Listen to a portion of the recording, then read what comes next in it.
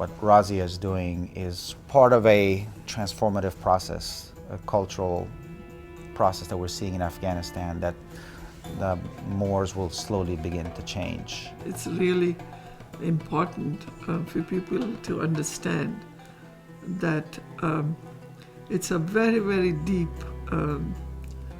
really wound that we want to heal. What we're talking about is a very kind of a paradigm shift, and yes, so we are still in the midst of that happening. And that shift, I think, begins with education. And I think the issue of women's rights, the issue of girls' education, not marrying girls off at a young age, that is slowly going to change, and is going to change through this slow, deliberate things like what Razia is doing. I was working, and then somebody came inside and said, you know, there are some men that want to talk to you. And I went out, and there were 4 men very well dressed, and they came to me and they said, listen, sister, we have a worry. And I said, what do you want me to do? And he said, please make it into a boys' school. And I said, because the boys are the backbone of Afghanistan, and you know, they need this help. And I said, well, you know that the women are eyesight of Afghanistan. And I said, unfortunately, you all are blind, and we need to give you sight to see where you're going. So they turned around, they were so mad at me. They just turned around and put their shawls, they had those pattus, and they just walked, turned around and went out of the gate.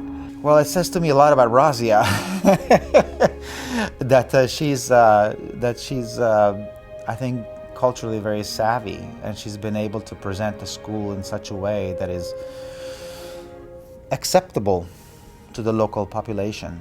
But it also says that people have the capacity to surprise you, and that things that you think are written in stone necessarily may not be.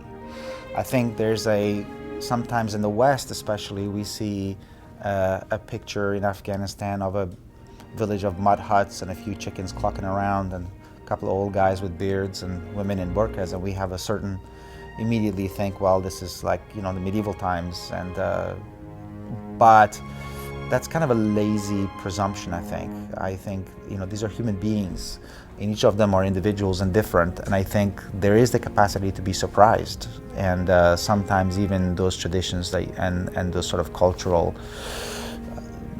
beliefs that people have held on to steadfast for so long, they're more malleable than we think, but you just have to be able to, you know, work it correctly and know how to approach it. And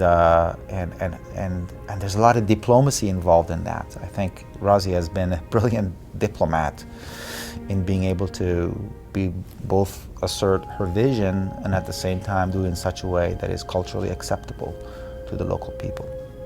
There is a great hope for the future of Afghanistan. She's a very strong woman. I'm just full of admiration.